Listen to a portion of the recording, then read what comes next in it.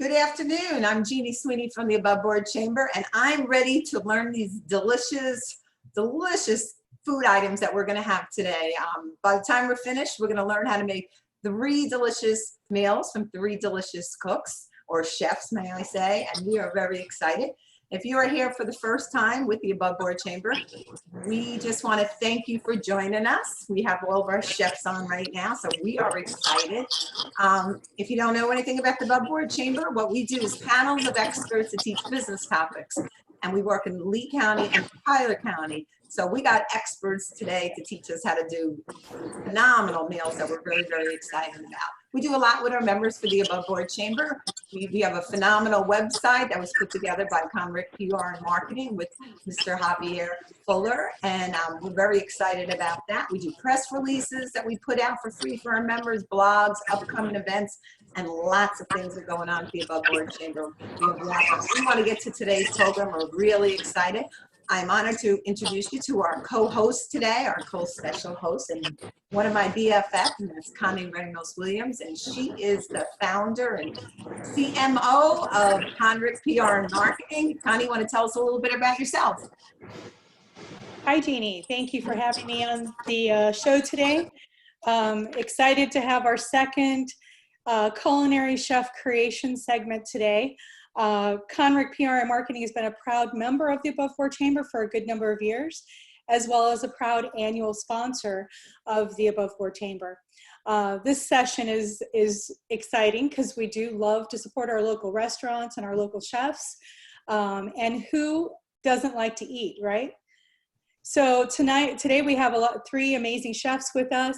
Conrick PR and Marketing is an agency that does a lot with website design, graphic design, content writing, public relations, marketing, advertising. We're a comprehensive agency that helps all businesses, including restaurants and spas, salons, banks, hospitals, you name it, with their overall strategic branding and their marketing plans to help elevate them to the next level.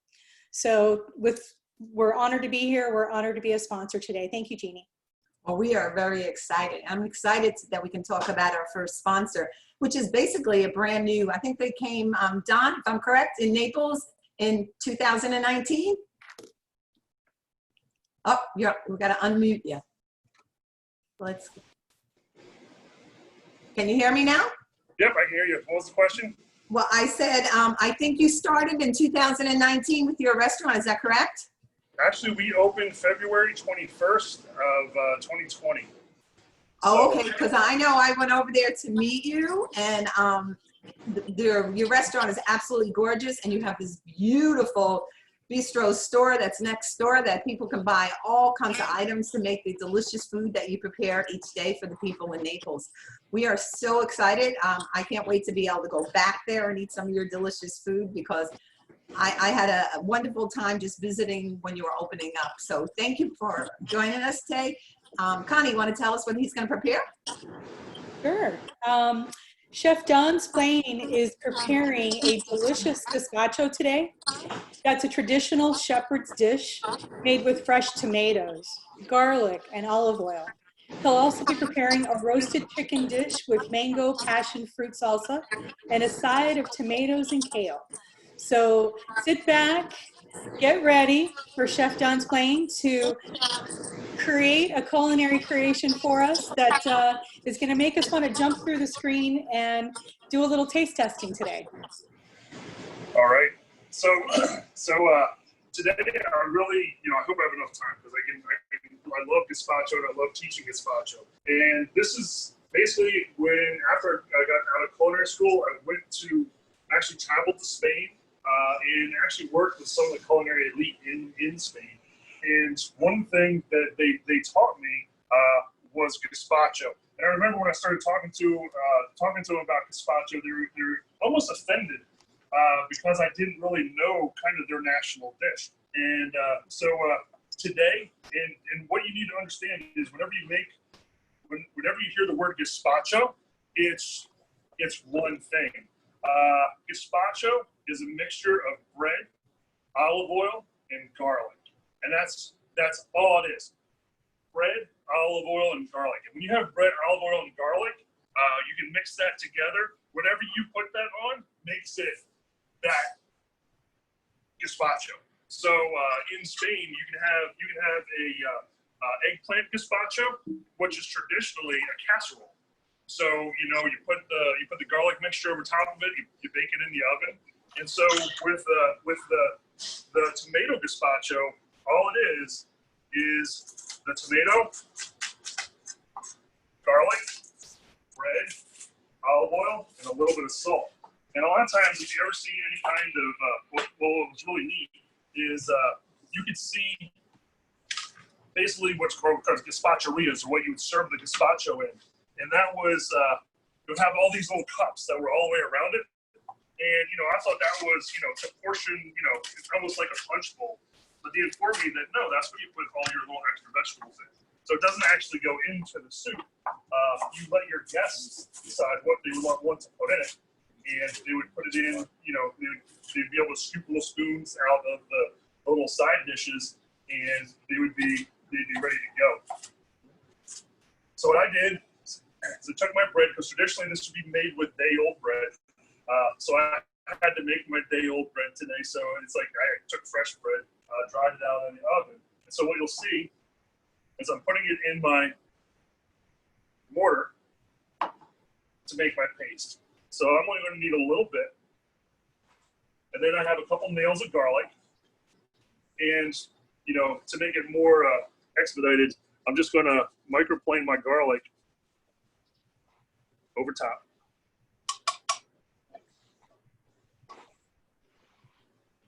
And this is one of those things. The reason why they call it a shepherd's dish is because this is what they would kind of do when they were out in the field with the sheep.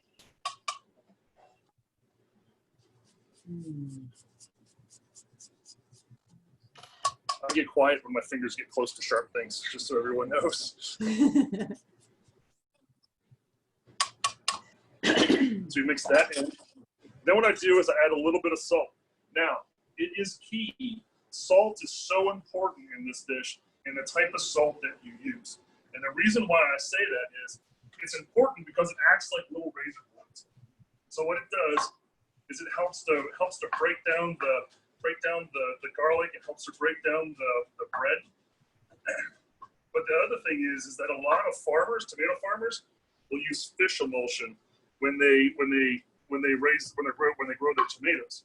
So what happens is, if you know anything about wine, you have what's called terroir, and how your food picks up the flavors out of the soil.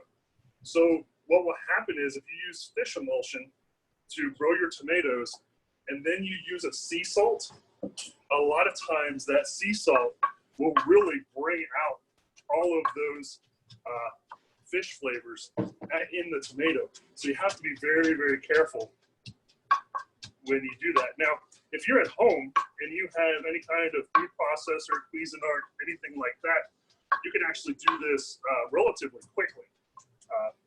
And I'll show you a little trick when we move on to the tomatoes. But it's, doing it in a traditional method, in a traditional fashion, kind of really brings out some of the subtleties that I find in the food that I prepare. And that's one of the reasons why we here at the Founders, we like to do everything, as much as possible from scratch. And of course, the only victim I have here today is Raphael, my cameraman. So you're gonna have to trust his opinion on flavor and taste. So you can see the paste that's coming together. And I wish you could smell it, because it's, just the garlic and that olive oil just kind of perfume the whole room. Now here's a little trick that because most people will take a tomato and they'll put it in a blender and they'll juice it all. In Spain, that's not how it's done. So what they'll do is they'll take the tomatoes, they'll put them on a box grater,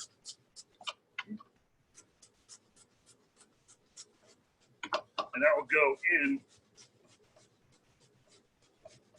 to the mortar and pestle. So if you have that food processor at home, what you do is you put your blade on first, and you make your paste with the bread and garlic and the olive oil, and then you change your attachment to your grater attachment, and you put that onto the top. And so what will happen is, as I do this, you can see that because of the, gotta get the little piece of skin out, because that we're not turning this into tomato juice, and that we're grating it, it's a little bit thicker. And that's kind of what you want. You know, when I was in Madrid and we were trying our gazpacho at basically it was the oldest restaurant in Madrid that had served gazpacho continuously, and we had it. The one thing that got me was the viscosity of it. It wasn't that tomato juice that we typically in the United States are accustomed to. So we grate this in here. Don, Yes. what kind of oil do you prefer to use for something like that?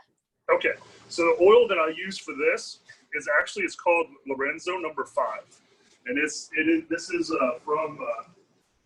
is from Italy. Oh. Now there is one from Spain called La Astronel. I'll use that one as well. But the reason why I love to use this olive oil is that they don't use the seeds to make the olive oil. Basically, all the olives are pitted before the olive oil is made. So I'll put this one last tomato in there.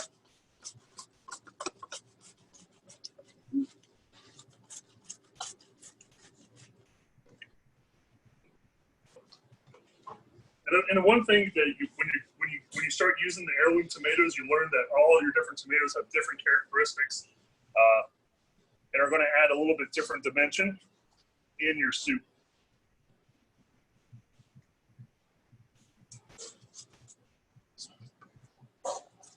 I notice you're using different tomatoes. So you have a yellow tomato, and what other type of tomatoes are you using today? Yep. So we used a gold tomato, we use a Hungarian tomato, and then we used the Cherokee. So the purple Cherokee.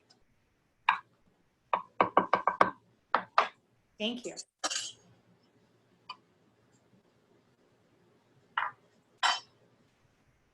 That's going to need just a pinch more salt.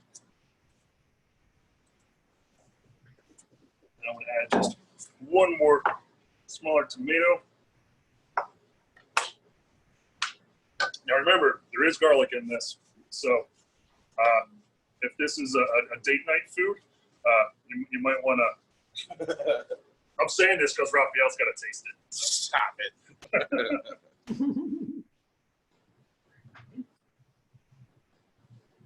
You know, it makes you appreciate chefs because we just go in the restaurant, we just sit there and eat it, but it takes you a while to prepare all these things to get it right. So it is. It's one of those things. A lot of us, chefs, we love to cook, and it's one of those things where when we get to make something special for people, that's we love to do that.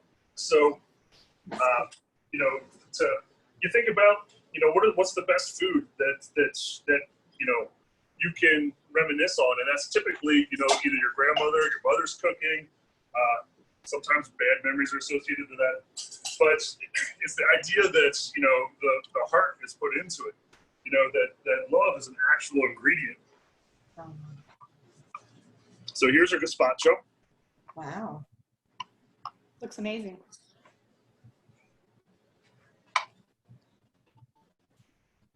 And like I said, it has a lot more texture than your typical American style. And it's fun to play around with, just using, if you can imagine, I've made this with just the yellow tomato, how vibrant that yellow tomato would be. So this here is, your classic gazpacho. If you wanted to garnish it, you can always garnish it. A lot of people would typically use cucumber, things like that. But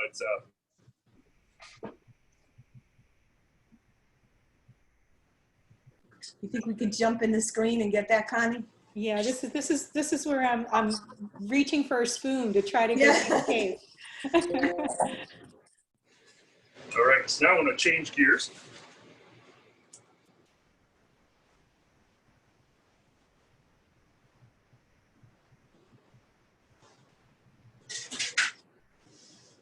It's amazing. And in the kitchen, you know, all our cutting boards are color coded. So this is a chicken cutting board. Now, I love real chicken. And I draw a line because I believe, you know, a lot of the chicken that's out there today, you know, really doesn't taste like chicken. So I think it's very, very important that you start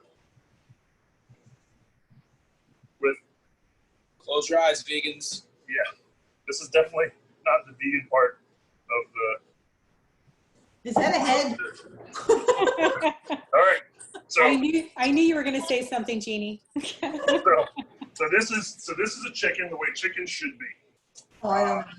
Tell the chicken head.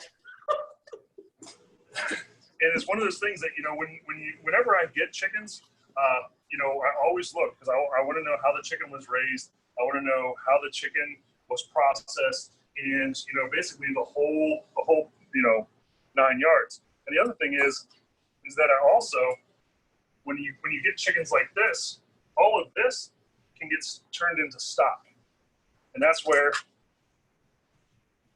you know, a lot of your other restaurants, you know, it's, you know, these pieces, you know, typically don't come with the bird. And I also like the French. Now, do you sell chicken like that in your bistro?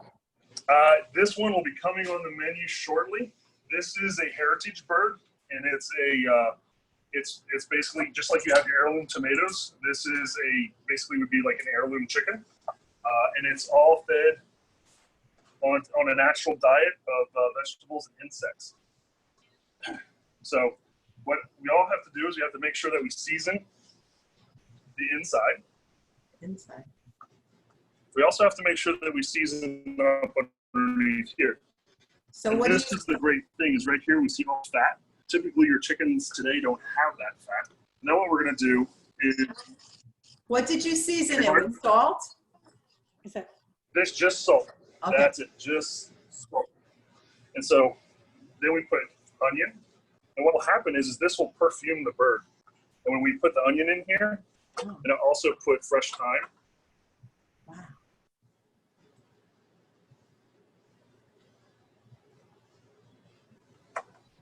And this is rosemary from our chef's garden. And I'll finish it with a little bit more onion. And the great thing is after you're done roasting it, you can take the carcass, and it still has all of those aromatics in it, and use that to, you know, to make your sauces, to make gravies, to make bone broth, use it for all of those things. And then, you know, the trick is always tying it. Because you want it to stay nice and plump in the oven.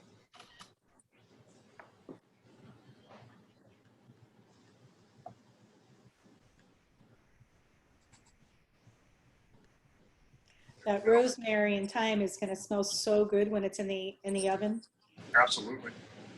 And you always want to truss your birds, because by trussing them, what happens is it keeps everything compact and helps to keep everything uniform and cook evenly while it's in the oven.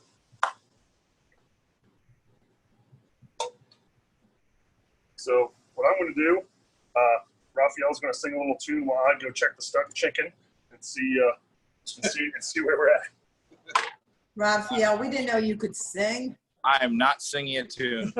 We're gonna go look at this gazpacho some more. It looks good. That's for one person? Yes. So that's a lot of work for one person. So, wow.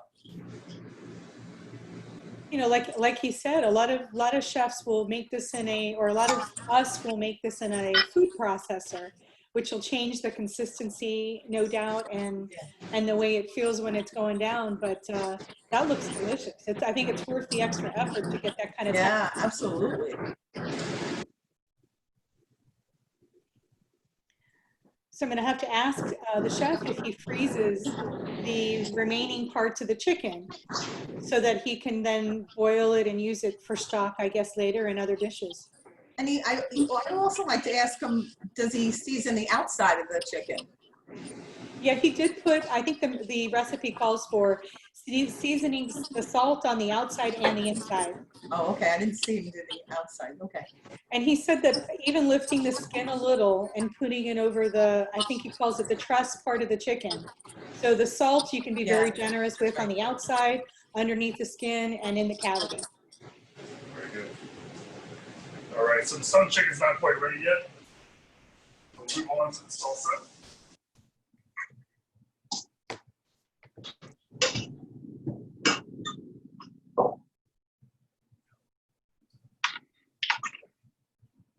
So we're back over to the green cutting board. Now, we do pride ourselves in working with foragers and local growers. And when I wrote the menu, I fully intended on having passion fruit, but being as we are using wild products, every once in a while raccoons beat me to it. And so today we have we're just going to be using some mango.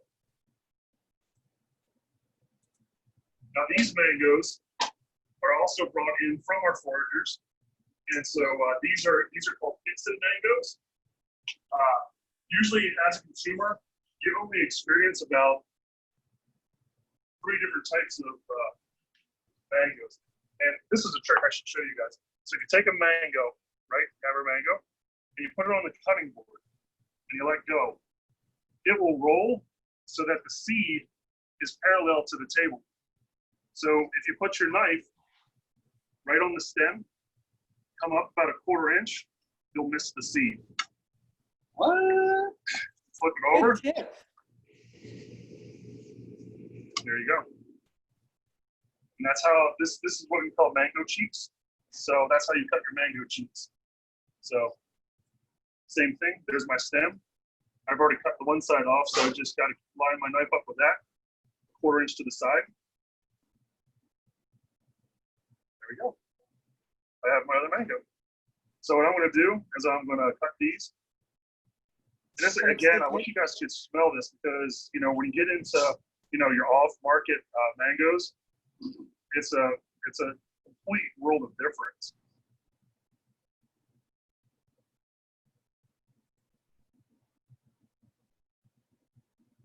Looks Raphael, you very like mango? juicy. Half full of Oh yeah. Oh yeah, straight. Have fun. I love mangoes. It's amazing, how these taste. I had a customer in last night, and she almost refused to leave until I told her where I got my mangoes, and I told her I get them from foragers. So a lot of times the foragers don't even tell me where they come from because they're afraid I might send another forager out to get it. It's like, so they're really protective over where they find things.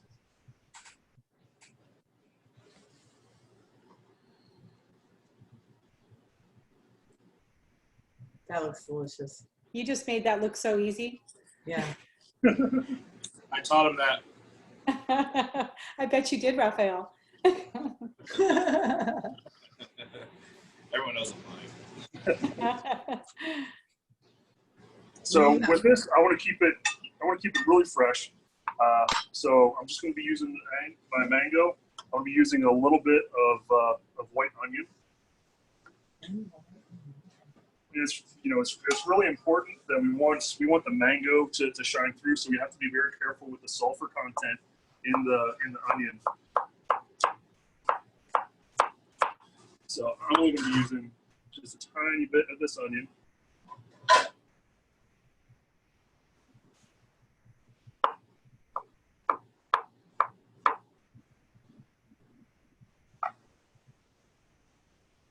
And what type of onion did you say that was? White. This is just a regular white onion. Okay, thank you.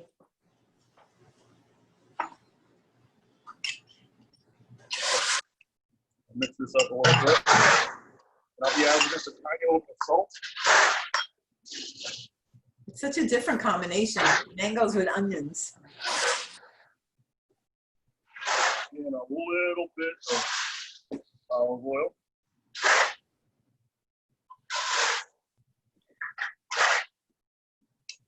Mix this up. I'll go check, see how that stuffed chicken's doing. In a little bit, I saw when I read the recipe, I noticed he uses cilantro in in this salsa too, which is going to totally just change the flavor and make it taste so good. I make salsa all the time, but I've never done it with fresh fruit like this. So I'm excited to try this later at home. All right, so with this, I'm just going to stick a little bit of our rosemary into it. And what I'm doing with the rosemary, you know, rosemary typically isn't your typical salsa herb, but with this, I'm going to be bridging the flavor from the chicken, because I use rosemary in the chicken, with the salsa. And one thing to remember, whenever you use anything rosemary, whenever you're cutting rosemary, you have to use a very sharp knife, because if you don't, what will happen is you'll bruise the rosemary, and that's when you get bitter flavors out of that rosemary. So I'm not sure how we're doing on time, but I will say that my stud chicken is not done yet. I probably have to talk about another 10 minutes on that chicken. Jeannie, how are we on time, Jeannie? He got a little time. Okay. Like 2 more minutes, I think. Like Okay. So basically, you know, I apologize that my chicken is cooking a little bit slower than usual. I love talking to them afterwards. And I really hope that I'll put this dish on the menu for the weekend, and we'll see if anyone would like to come here and try it. Also this weekend we're doing an outreach to Immokalee, and second. They're trying to learn ice, and I'm trying to talk. We're having an outreach in Immokalee, and I wish, you know, if you guys believe in prayer, please pray for us. We're going to be trying to feed about 500 people, and we're still in the process of looking for donations, both food or monetary, just so that we can fill the need out there, because I know they've been really hit. It's been in the news, and we really want to be able to serve the community. It's one of the things that the Founders does, and it's part of. So I want to thank everyone for tuning in, and I thank you for inviting me to show you the gazpacho and the chicken prep, and I hope that you'll have a great day. How many more minutes do you think that chicken has? You have a couple more minutes. All right, I'll check. And also, we'd love to find out where, you know, you asked people they could donate to help you feed those that are in need. Where can we send them to make a donation? I'll have him answer when he comes back. Yeah, I don't think he can hear you. Did you say 500 people they're feeding? Isn't that wonderful? Yeah, so they actually they started this on Memorial Day, and they served 250 people in Immokalee City. So they wanted to try to double it for 4th of July. And what I do know is they were taking donations at the restaurant, either produce, proteins, or cash donations that's going to be used towards the meals on 4th of July. And did you get the donation from the farm again? Not this time. We weren't able to secure that.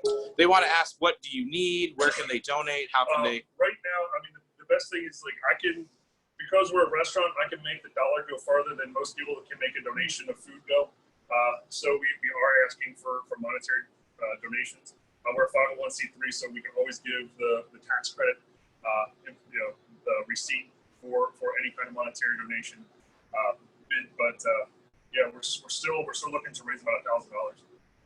Jeff, where do we send the donations to? You can send it to the Founders Bistro, and that's 7941 Airport Pulling Road, and we'll definitely put all the money to good use. Well, God bless you, and that's a wonderful thing to do, because people out in Immokalee are going through a lot right now, and Absolutely. to be so generous with their community is a great thing. So we commend you for that. Well, it was amazing when, I don't know if Raphael said this, but when we were there over Memorial Day, we did 250 meals in less than 15 minutes. Wow. That's incredible. That's the need that's out there. So what are you gonna be feeding them? Well, we try to make the dollar go the farthest, and we also try to keep things ethnically relevant. So we'll be doing rice, beans. We did have a pork donation from one of our distributors, so we'll be using the pork. We also had a seafood donation. They have these like little seafood packs, And so basically we do the rice, the beans, the proteins, and then we usually try to make a little sauce, something to go with it, to keep it both, like I said, ethnically relevant and nutritious. Very good. Thank you. That is great. And thank you for being part of our program today. Can you tell us again where your restaurant is located? Our restaurant is located on the corner of Airport Polling and Vanderbilt Beach. We're on the southwest side. It was the old Calistoga, or the original Pancake House, if you know the previous establishments. But the physical address is 7941 Airport Polling Road. And we're open from 3 until close. We have a couple exciting things to announce about some happy hours, some pasta specials, things like that coming up. So keep an eye out on social media as we start bringing these to the forefront. Not to mention, we're going to be challenging the North Collier Fire and Rescue to a barbecue cook-off. So really looking forward to that as a fun family event going on. But we're kind of waiting to see how the COVID thing plays out before we finalize the date for that. So again, keep an eye out on social media. It'll be a blast. We're looking to I want to get a dunk tank and throw Raphael in the dunk tank. And, I love it. I might come I'll up be with there. I'll be there. that's what I'm pushing for, but we're not there yet. Is your market open yet to buy produce and stuff? Our market will be open mid-October. We were kind of slating it to open in April, but everyone knows that April was kind of a no-go for everybody. So we pushed it back so that we can kind of tap into that beginning part of season. Oh, great. Well, we appreciate your participation today and the delicious food that you have. I'm going to go over Connie's house later, I think, because she's probably going to make all 3 meals. Awesome. Great. Thank you very, very much Thank you. for joining us. Connie, I think you're going to introduce our next chef, Absolutely. Miss Our Lisa. next, thank you again to Chef Don Swain. And our next chef, who's coming up on the screen here shortly, is Chef Lisa Brown. She is the founder of Free Flowing Health, which is a Natural Gourmet Institute plant-based chef. Her culinary creation that she's selected for today is going to be an elegant and innovative, bold, flavorful, appealing, and in addition, appealing to both vegans and non-vegans alike. She's going to be preparing, and wait till you hear this. If you don't have the ingredients or the recipe in front of you and you didn't know, she is preparing something called Fancy Pants Pasta with butternut squash and sun-dried tomatoes, with a kale pesto, herb ricotta, and Brazil nut parmesan. Now, if that doesn't make your mouth water, I don't know what will. I'm wishing I was in the kitchen with Chef Lisa Brown right now, because I'd like to do taste testing throughout the whole process. Absolutely. Lisa, go ahead and take over. Hi, thank you so much for having me. It's my honor to be here. Welcome to my humble abode here in my personal kitchen. It's a little busy and loud at work, so I'm fortunate enough to be able to be here today with you. This is a great dish with many components that can be used in various applications, and if you're running short on time, you can surely prepare 1 or 2 of the components ahead of time, maybe even a couple of days in advance, so that when you're ready to serve, it's easy peasy. Everything is homemade except for the pasta, but of course, if you have a pasta machine, you can go ahead and play with that. So we have the roasted butternut squash and sun-dried tomato mixture to start, which I already prepared ahead of time due to lack of space and my laptop being stationary. This is what it will look like once you have everything sauteed up nicely and mixed in together, to save some time also. And if you don't want to deal with peeling and de-seeding and cubing the butternut squash, you can buy it pre-prepared, which makes life simple. And while you're roasting that in the oven, after tossing it with some high quality oil, salt, and pepper, you can go ahead and begin to sweat your onions with a little bit of salt. Once they're nice and clear, you can add your garlic and sun-dried tomatoes for a couple of minutes, which will be very fragrant and delicious, right? The aroma in the air. From there, you'll just wilt in your chard, and boom, you have your roasted butternut squash and sun-dried tomato mixture. And from there, we'll jump into the Brazil nut Parmesan, which is very simple. All you need really is a food processor. And as I mentioned in the note section in the recipe, if you're allergic to any of the ingredients or you want to substitute one nut for another, you can go ahead and do that. Obviously, my cooking is entirely plant-based, so we have to get innovative and creative with the various recipes. And for the Parmesan, it will keep for a couple of weeks if you keep it in the fridge, and you can really sprinkle it on anything from lasagna to salads, eggplant rollatini, whatever your jam is. It goes well with just about anything. I have everything pre-measured already. So you simply add the nuts, the garlic powder, the nutritional yeast, which vegans love because it's really high in vitamin B12 and it lends a cheesy flavor to any dish that you're making. And of course, you can up the salt, up the garlic, depending on your personal preference. And that holds true for any of the different components. If there's something that you don't like, you can feel free to omit it or add something else, or just increase the amounts listed based on your personal preference, right? Cooking should be fun. So once you have that in your food processor, you can go ahead and just pulse it up. And if you want a little bit more texture, you can leave it coarse. If you like it nice and fine, it's completely up to you. So we have that left.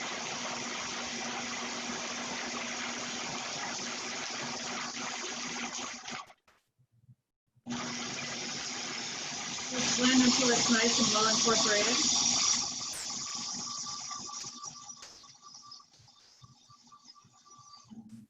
And Lisa, this is those ingredients is what makes the Parmesan for your dish, right?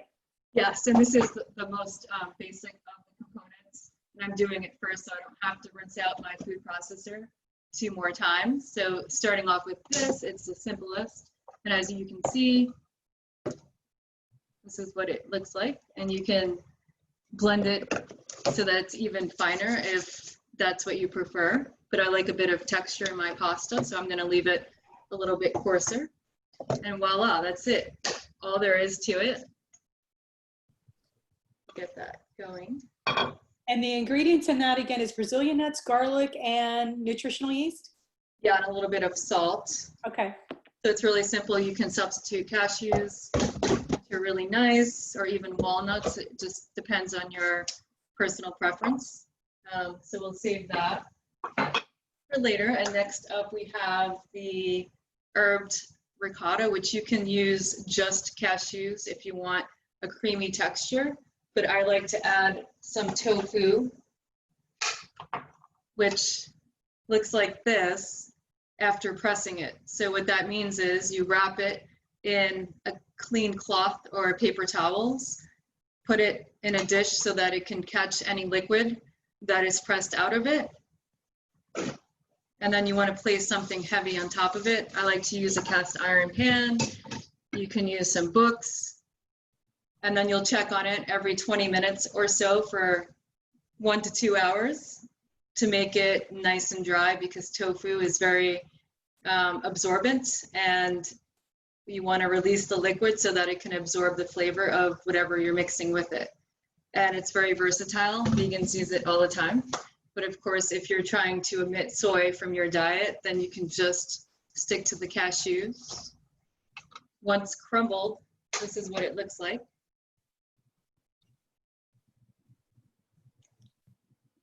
And now I have my cashews, which have been soaked for 4 hours, rinsed and then drained so that they're ready to be blended in the food processor. And you don't have to worry about washing it out, because the Brazil nut cheese is only going to add, enhance the flavor of the ricotta cheese. So it's a nice order to prepare it in so that you can save yourself some time cleaning in between. So we've got the cashews in there. Some miso, which I mentioned also in the note section, is a fermented paste which adds a tangy umami flavor, and I use it in many different applications. I have my lemon juice already measured out along with the nutritional yeast and the salt. Just put that right into the food processor. And then we're going to blend that until it's nice and smooth and creamy. Make sure it's locked into place.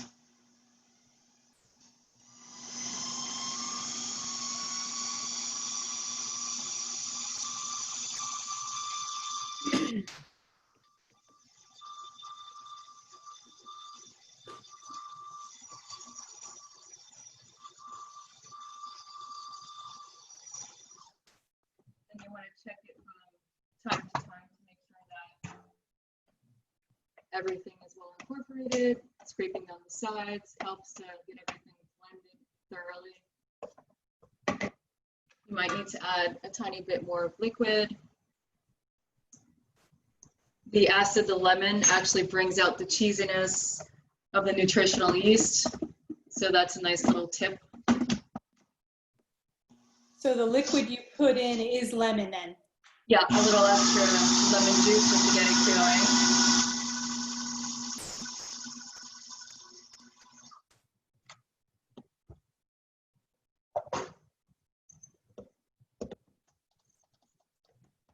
I like a bit of texture, so you can keep going until it's really, really creamy, or you can leave some texture. And for today's herb ricotta, I'll be using a combination of cilantro and parsley. Some people have that gene where cilantro tastes like soap. So if that's not something that you like, you can simply replace it with some dill, maybe some additional basil, whatever it is that tickles your fancy. Because we're getting fancy with our fancy pants pasta, right? And since I'm in my home kitchen and not wearing gloves, it's okay for me to touch my own food, right? Then we'll add that to a large mixing bowl. You can see what the texture is at this point in the process.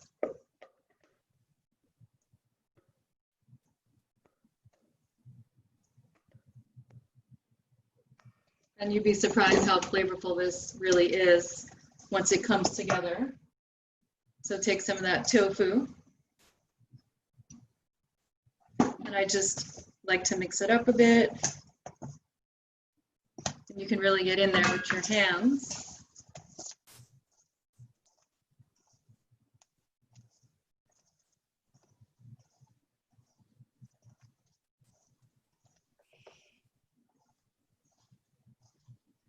And you can use this cheese in a lasagna, in the eggplant rollatini, in a salad. Once again, many different uses. It's very versatile.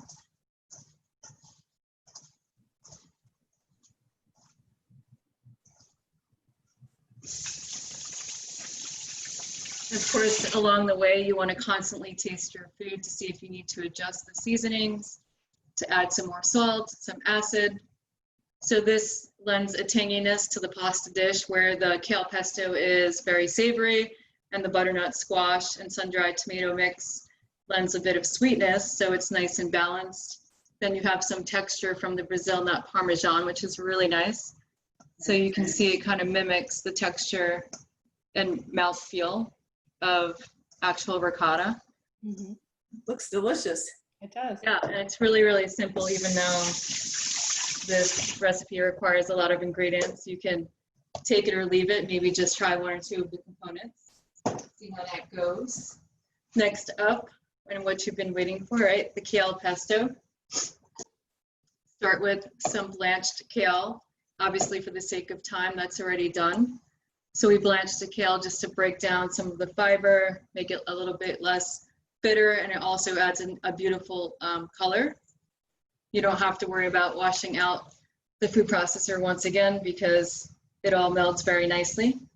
Got some fresh basil, 4 cups to be exact. The walnuts were already toasted just to enhance the nuttiness and the flavor of the walnuts. And we'll begin by adding the walnuts and grinding those up.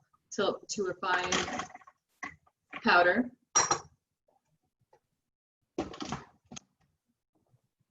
Hopefully you guys can see okay. I don't have any assistant today here, so. Good. That's a really quiet food processor. Oh,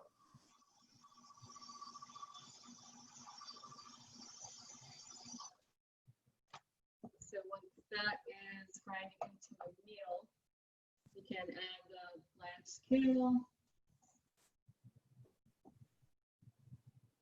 If you have any questions while I'm moving along here, feel free to shout them out. I just think people are just amazed watching you. It's just amazing what you're doing. Hopefully you can see really. So walnuts are in, pre-toasted. Then we add in the blanched kale and the basil. Give that a quick mix.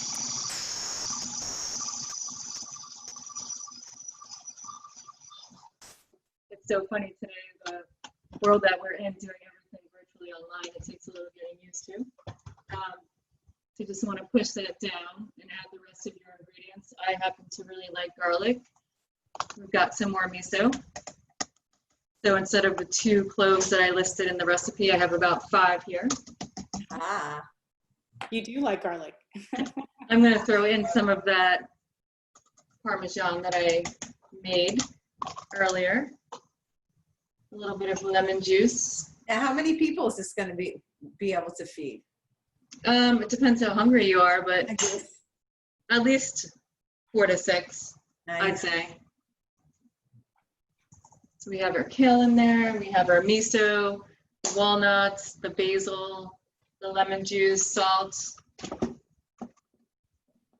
now I'm going to stream my cold pressed organic olive oil, which is less refined than many other olive oils. It's more nutrient dense and health supportive and flavorful. So we'll get that going.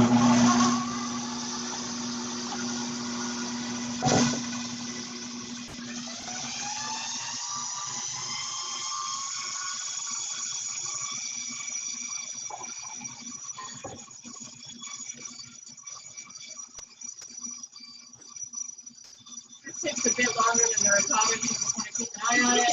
Again, check it on occasion. You'll have to scrape down the sides. It's a beautiful green, vibrant color. It's full of flavor.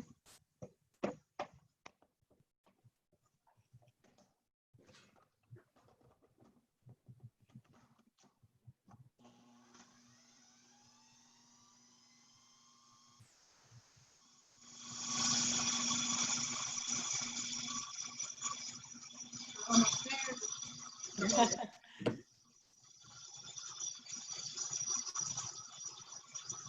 I like it nice and creamy.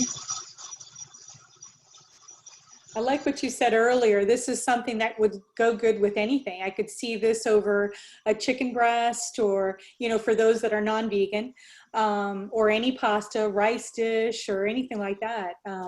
Once you've got a good flavorful pesto, and I just love the difference of this pesto with kale and basil in it. So Yes, Thank you're adding extra nutrients and nobody has to know, right? right. Feed it to your kids. All right, so we'll do one more blend and it should be ready. Camera ready.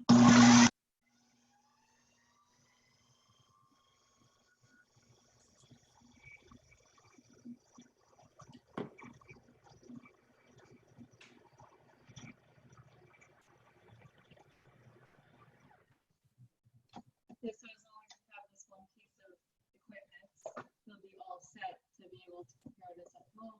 And as you can see, it's a gorgeous color. Looks good. Looks good. I do wish I could taste that for you. Well, To make you'll sure have to try it out on your own and let me know how it comes Yeah. out. And then I would imagine you can just put, to liquefy it or make it a little bit more, less dense or less thick, would you put more olive oil? Would you put lemon juice? I mean, what could you do to make it a little more runny? You could add lemon juice, you can add some broth or simply just some filtered water if you don't want to OD on the olive oil. I like it nice and dense and thick. So then we have a fully composed dish here.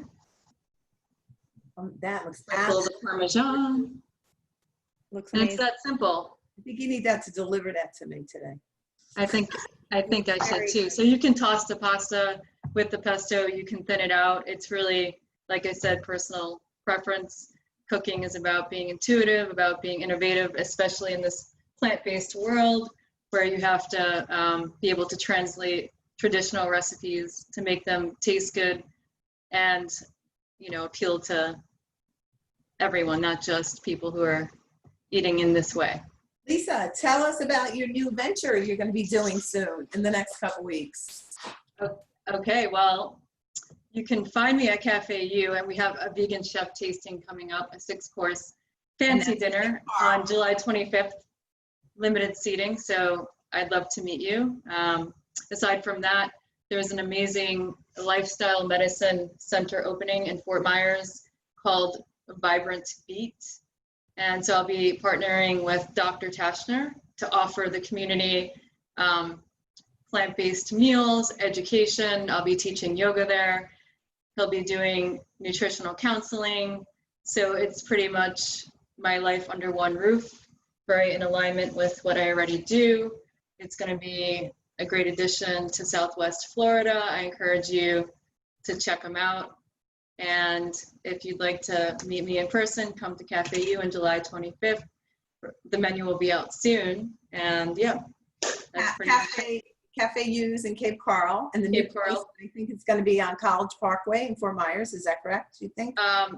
The Wellness Center is in Fort Myers, and Cafe U is in Cape Coral on Southeast 10th Street. Okay. So we've got lots of vegan options. I'm there a lot of the time. So yep, stop in, say hello. Lisa, you have done a phenomenal job, and I'm sure our viewers and the people that will be, some of our people signed up, and they'll be, when they come home from work today, I'm sure they're going to be pleasantly surprised when they see this delicious meal that you prepared for us. Yeah, I wish I could have gone more into detail, but limited time, limited space. So hopefully, you know, you guys got something out of it. If you have any additional questions, don't be shy. Reach out to me, lisa@freeflowinghealth.com. I'm available for private chefing, events, cooking classes, and yoga classes. So, Well, we are excited. You're a heck of a health coach on top of all that. So you're recently from New York. yes, I just moved here about 5 months ago, and so far so good. So far so good, and I think you're going to be a blessing to our community and get us all heart healthy food. I think that would be. Wouldn't you say for the doctor? That's right. The heart cardiologist. So we are excited. Thank you for joining us today. We look forward to seeing you soon. Just so the viewers know that everyone who did participate in this will get a copy of this program sometime this afternoon when it's prepared, and we'll be sending it out to everyone. Lisa, again, thank you so much. Do you have an email you want to tell us again in case anybody wants to reach you? Lisa@freeflowinghealth.com. I know it's kind of wordy, but yep, that's it. It's perfect. Thank you again, Lisa. We're going to go to our next chef. We're Thank you. very excited. We're going to meet our next chef right now. Chef Tim, are you around? I am. Let me get my video started here. We Hello. are excited to have you. You're our Fort Myers restaurant. I'm excited to be here. Thanks for having me. You want to tell us a little bit about your restaurant? Yeah, I'm the chef owner of Artisan Eatery, Daniels Parkway, pretty close to 75.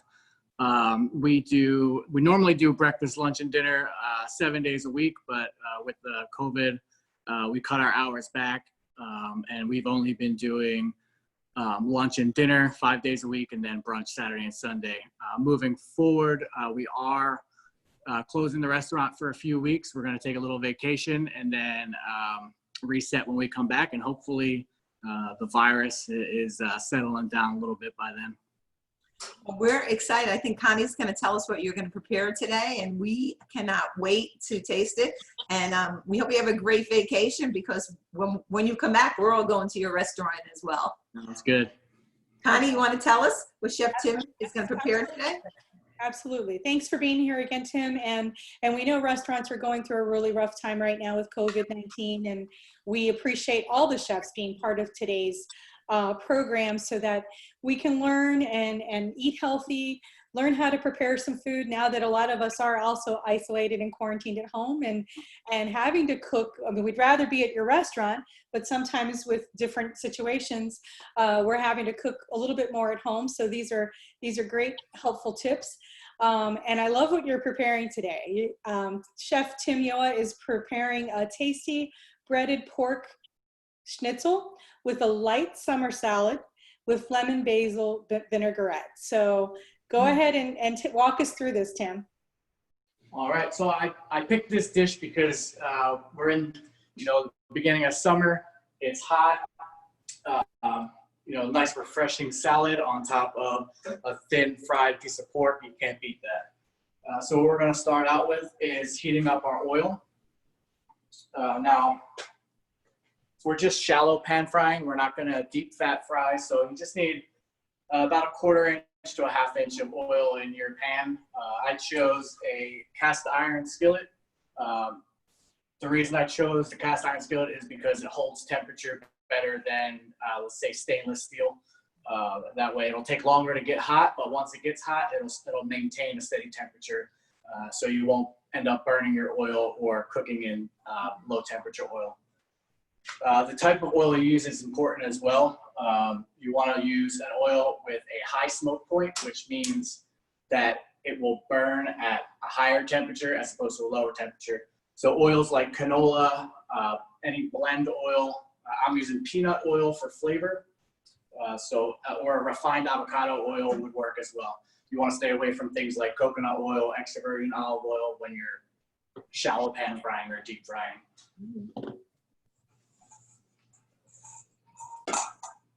Right. So first we're going to start by pounding out our pork. You can use pork loin, pork tenderloin. You can use chicken, beef, whatever is your preference. I chose pork. It's one of my favorite meat products. I have it tattooed on my arm. If you can see that. But we're just going to pound it lightly. You don't want to hit it too hard. You don't want to damage the meat. You don't want to break it. You just want to get it about a 1/4 inch thick.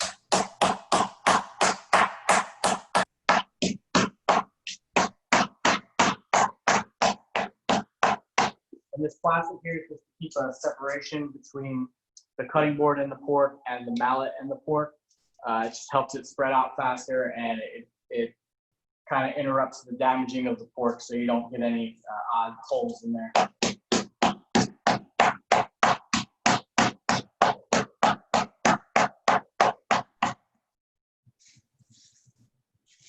All right, so you just want to make sure it's even all the way through. I'm going to give it a little bit more here.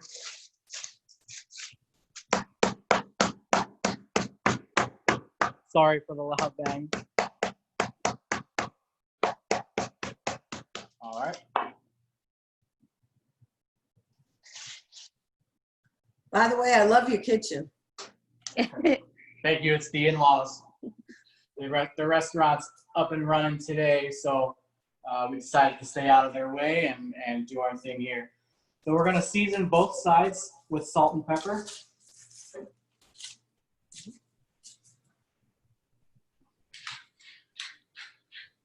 And I always use fresh ground pepper. It's a total 360 from using the store-bought pre-ground pepper. Really, you get more of a bite and more of a flavor enhancer when you're using fresh ground. Did you say restaurant pepper? Fresh ground. Okay, I thought you said restaurant. So standard breading procedure is going to be flour, egg wash, and then breadcrumbs. So I have the beaten eggs, the all-purpose flour, and just your standard unseasoned breadcrumbs. I like using unseasoned breadcrumbs because it's a blank slate. You can season them up however you like. You can add lemon zest, orange zest, parsley, any herbs, seasonings that you like. I'm just going simple with this today. It's just going to be salt and pepper, and then the flavors from the corn salad and the lemon basil vinaigrette are going to be the overall flavor for the dish. So we don't want to mask any of that with the pork. So you're going to dip into the flour.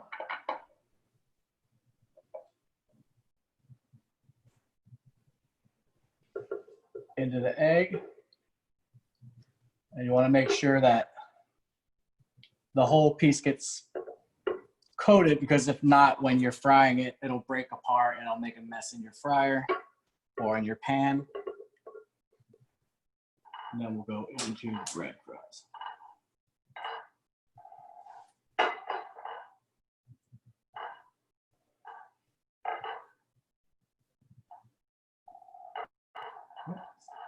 So that's nicely coated there. And then I'm going to go wash my hands while the oil continues to heat up.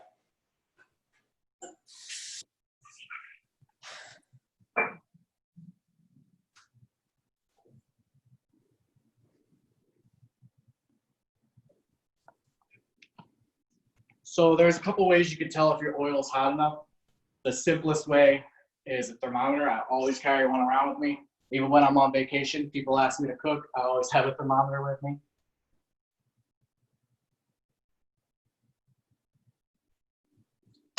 And our goal is between 325 and 350. And we're almost there. We're pushing 300 right now. So while that's heating up, I'm going to make the corn salad.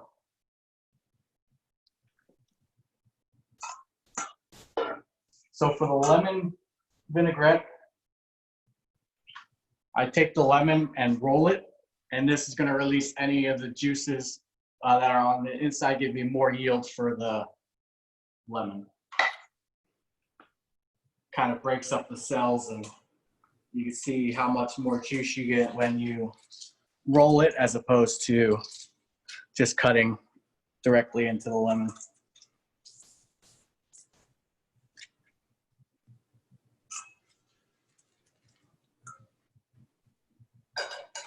In my mason jar here, I have sugar.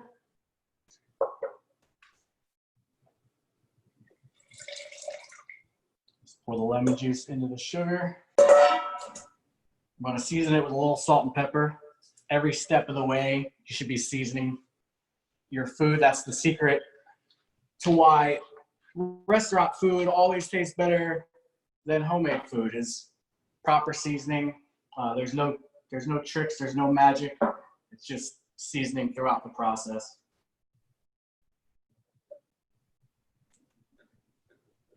So this is just extra virgin olive oil, and I'm just going to go about 2 to 1 olive oil to lemon juice.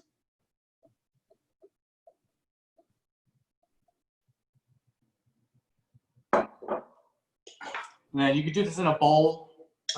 Mason jar is really convenient for shaking. This is actually designed to be a beverage shaker.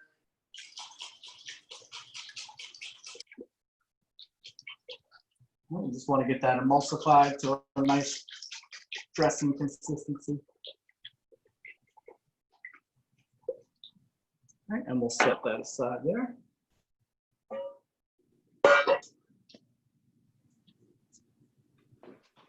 So corn, really good right now.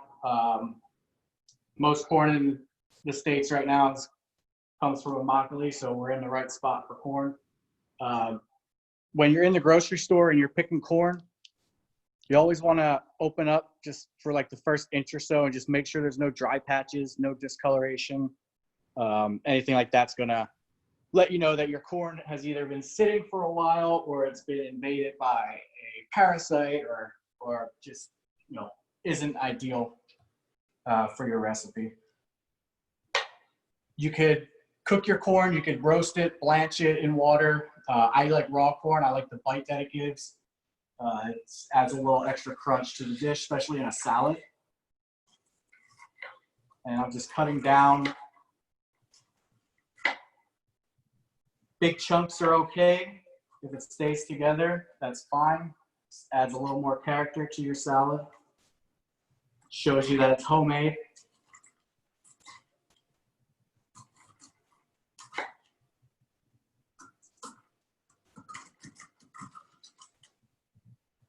All right.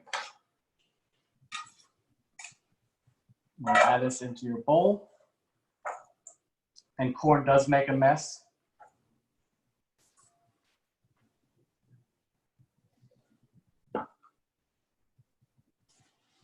Now, you don't cook the corn at all. That is raw corn that you put in, right? This is raw corn, and like I said, if you prefer cooked, it's totally a matter of preference. You can grill it, roast it, however you normally cook your corn, and then cut it off the cob. Okay. But I like the bite. I like the raw texture. I like that starchiness that you get. It's just a personal preference. Okay. These are little cherry tomatoes. These are going to be cherry tomatoes, and I'm just having them. Nothing too intricate here. Just a couple of cherry tomatoes. My wife's not a huge tomato lover, so I won't go too heavy on those. Is your wife holding the camera? I am. Why don't you introduce her? Because she's your co-owner with you. Isn't that correct? Did I read that? I She is am. the co-owner, and she is the boss of the front of the house of the restaurant. So she's the face of the restaurant. Her name's Haley. Hi, Haley. She's our Hi. designated camera person today. So again, salt and pepper, season the salad. I'm gonna add some fresh basil here. And if you're ever in the restaurant, you'll usually notice somewhere in the kitchen, there's one of these basil plants. We also have potted basil plants around the restaurant and other herbs, rosemary, lavender. I'm very herb heavy chef. I like, chives, thyme. You'll find them all over the restaurant. So if you're ever in the restaurant, look for this plant. You'll see it back there. So a little bit of basil chiffonade. Chiffonade is just the technique of cutting it into thin strips. All right, I'm just gonna go a little bit more olive oil. We get a lot of olive oil in that dressing as well.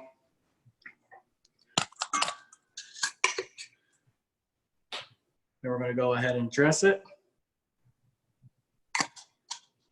And we'll reserve the rest to go around the plate. And then that is a summer salad. We're gonna finish it with some queso fresco while we do the plating.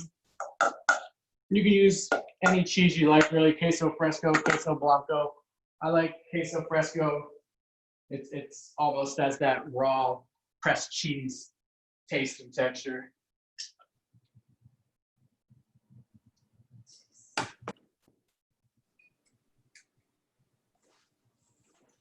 All right, we're there with the oil, so we can go ahead and start frying our schnitzel. Another way you can tell if your oil's ready is just take a little bit of your breadcrumbs and drop them in, and you'll see them bubble and come up to the top, and that'll let you know that your oil is ready.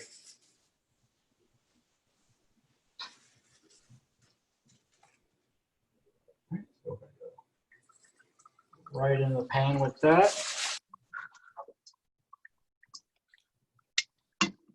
Move it around so you don't get any sticking on the bottom.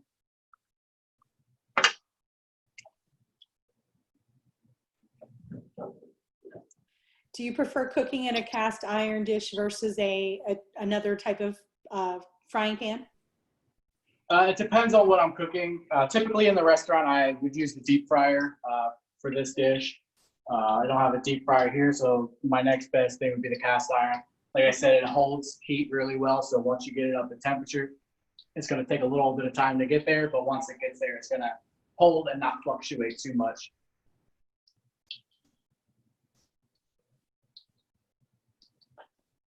Searing steaks, anything like that, I always do in a cast iron skillet.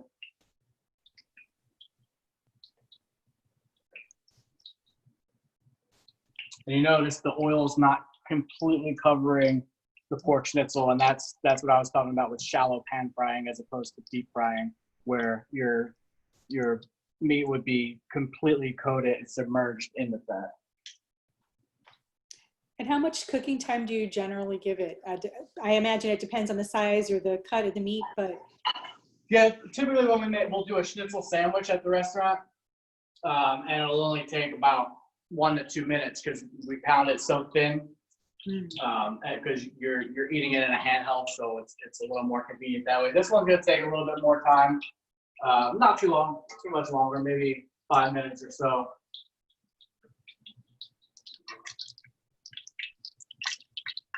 Looks yummy.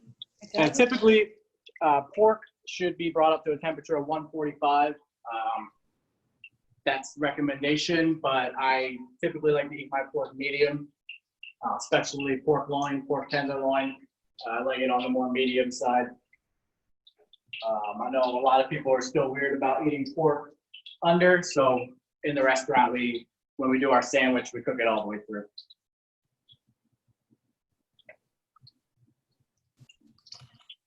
And she's almost done. As I mentioned, this is a great sandwich as well. Lettuce, tomato, whatever you have that's fresh available. Stick it on a brioche bun, and that's lunch. You have leftovers. You make a bunch for the family. It doesn't all get eaten. Next day, make some sandwiches. sounds delicious. And I like that you paired this, because it is a fried dish, with something very light on the side. Exactly. Yeah. It kind of, with the lemon vinaigrette, it cuts through that fattiness. And it's just the textures and flavors, it all meshes well. And this is super simple. I mean, it takes, if you have everything prepped up, 10, 15 minutes tops to complete this dish. So it's nice for these times. Everything's kind of hectic, and you want to come up with a quick, easy dinner for the family. You can't go wrong with something like this. When did you expect to reopen your restaurant again? Because I want to be first to be there. We don't have a date set yet. We're probably looking at about 3 weeks or so. But we'll announce that all on our Facebook and our Instagram. If you guys have Instagram, follow us. It's at Artisan Eatery 239, or you can follow myself at Chef Tim Yoa. Also, we keep our updates on Facebook at facebook.com/Artisan Eatery. I would say we're more active on Facebook, just a hint. Okay. You'll find pretty food photos on Instagram. That's all right. So again, we're gonna finish this with salt and pepper. I want to bite. I know, me too. I'll fight you for it, Jeannie. Okay, we can start with that. All right.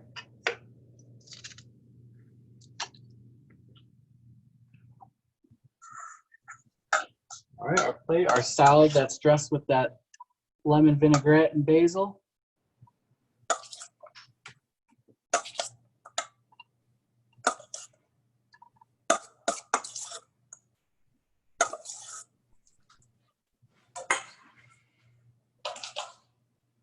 I'm gonna finish it with a little bit of the queso fresco. Wow.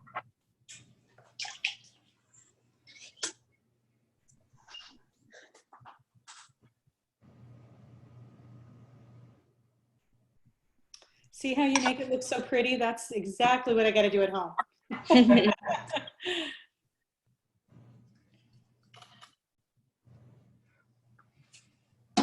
And that's it. Pork schnitzel with summer corn salad and lemon basil vinaigrette. That looks absolutely delicious. Now, is that one of your top menu items? This is a menu item. We don't really do entrees as much right now. We're more on the lunch side, but we do specials. And every once in a while, we'll rotate something like this in, as well as like a pasta dish. What Yeah, kind when of it's dishes do you have for lunches so people will know when you're open? Well, our specials change every week. Literally anything can make its way onto the specials. Whatever I feel like being creative with for that week is what goes on the specials. For our menu, it's mostly sandwiches, salads, paninis, flatbreads. Right now we have bucatini bolognese with Wagyu beef, fresh Parmesan and basil. We have, pork rinds. I'm a huge pork fan, like I said. So fresh pork rinds. So it just changes so often that's why we kind of keep it up to date on Facebook so that our customers know to check it out and see what we're going to have for that week. So how long has your restaurant been around? We opened up in November of 2017. Yeah. And where are you from? I'm from Philadelphia. Philadelphia. Well, I lived here for about 7 years. very, very exciting. Do you cook this for your wife every night like this? We I am lucky. He does cook a lot for me. does? That's Yes, good.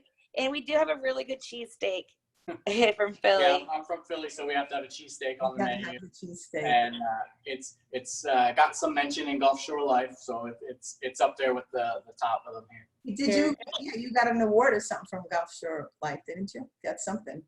Yeah, we did really well. Since opening, we've been really lucky. Our team worked really hard. We've got great reviews from Jean Leboeuf, Gulf Shore Life, News Press. That they've all been really kind to us. And we have a little wall of fame by the bathrooms out on the hallway, so that all the customers can see our experiences.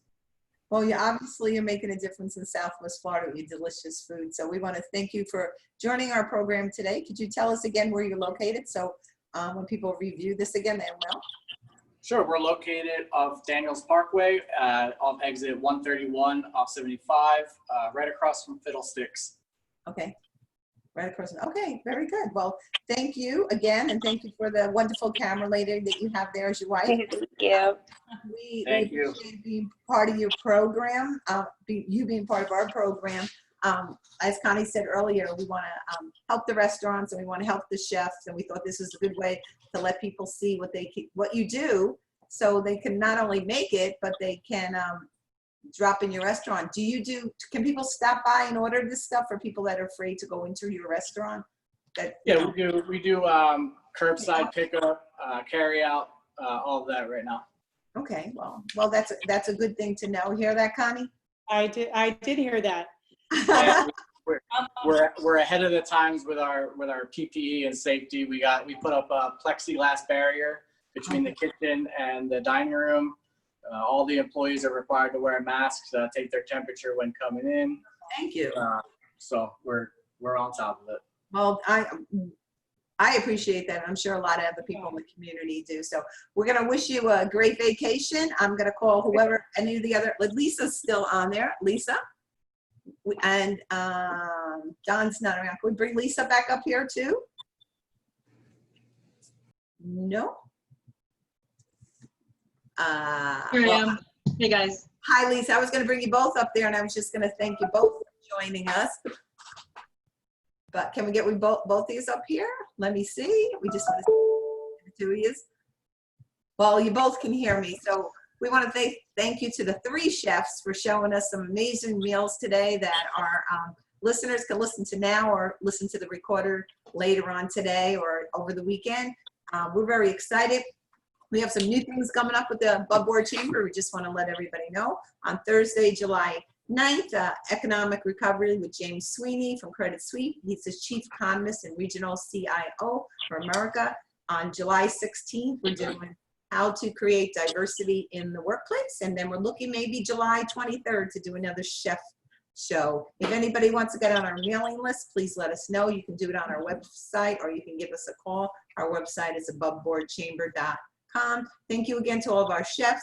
Connie, thank you for being the best partner with me when we put this together. So we got to figure out a way to get all this food though, Connie. There must be a way we can get to eat it too. I agree. That's our next goal. On behalf of the Above Board Chamber, we wish you all a safe July 4th and hope to see you at one of our upcoming webinars. Tim again, thank you. We will be visiting you when we all get back to wherever we're going to in the future. So thank you for sharing your delicious food, all your chefs. And again, Connie And Javier at Convict PR and Marketing, thank you for always helping us with our webinars. Have a great day, everyone. Thank you. Thank you.